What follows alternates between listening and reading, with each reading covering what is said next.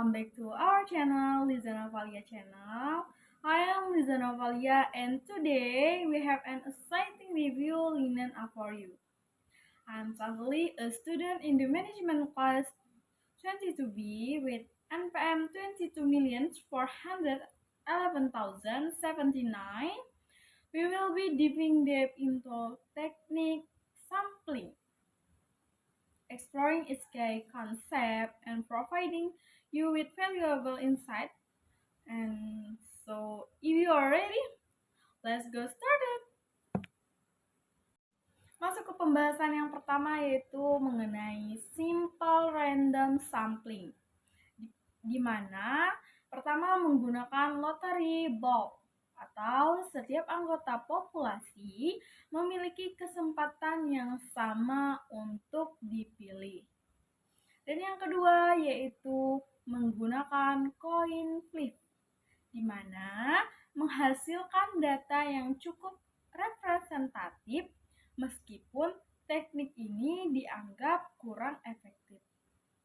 Yang ketiga, menggunakan random number generator, di mana ini merupakan cara paling efektif untuk melakukan simple random sampling. Seperti itu. Lanjut ke stratified random sampling. Apa itu stratified random sampling?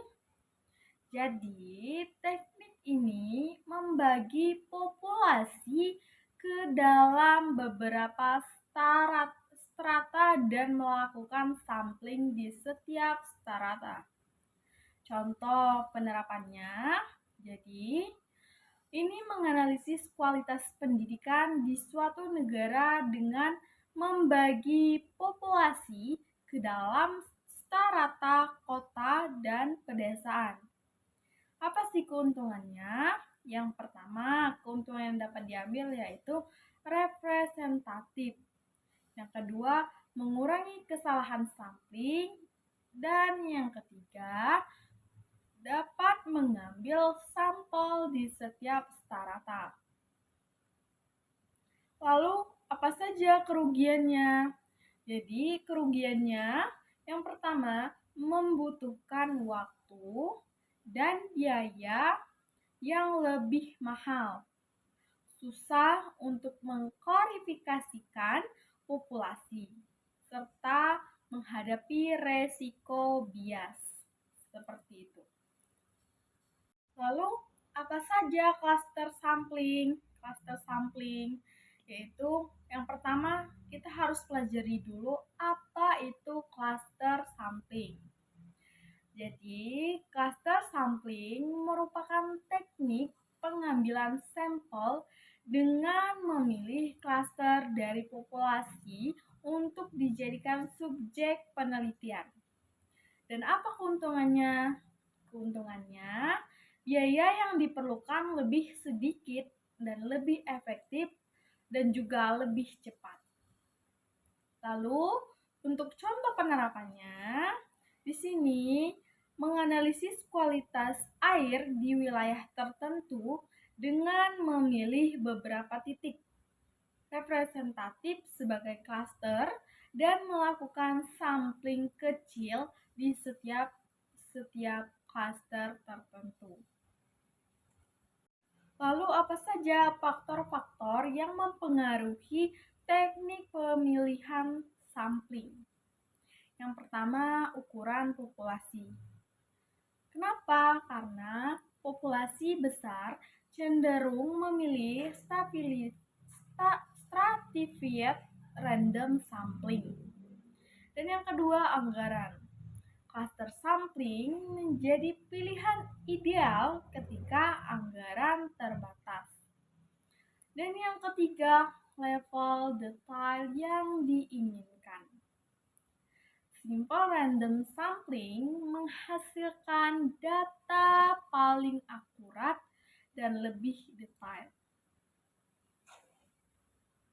Lalu, apa saja keuntungan dan kerugian dari masing-masing teknik sampling? Yang pertama, simple random sampling. Kenapa? Karena keuntungan yang kita dapat mudah dilakukan dan menghasilkan bagian dari populasi yang cukup representatif. Dan kerugiannya yaitu riskan terkena bias dan data lebih sedikit. Dan yang kedua, stratified random sampling, di mana mendapatkan keuntungan representatif dan mengurangi resiko kesalahan sampling. Lalu, mengenai kerugiannya yaitu menuntut biaya dan waktu yang lebih mahal. Dan yang ketiga, cluster sampling. Cluster sampling di sini keuntungannya yaitu hemat biaya, cepat, dan kreatif. Namun, kerugiannya yaitu data yang dihasilkan tidak selalu representatif dari populasi. Seperti itu. Lalu, contoh penerapan teknik sampling. Kami memiliki 3 contoh mengenai penerapan teknik sampling. Yang pertama yaitu sebagai survei terhadap mahasiswa, di mana contoh penerapan simple random sampling satu ini untuk mengambil sampel sekumpulan mahasiswa dari berbagai jurusan. Dan yang kedua, wawancara teliti.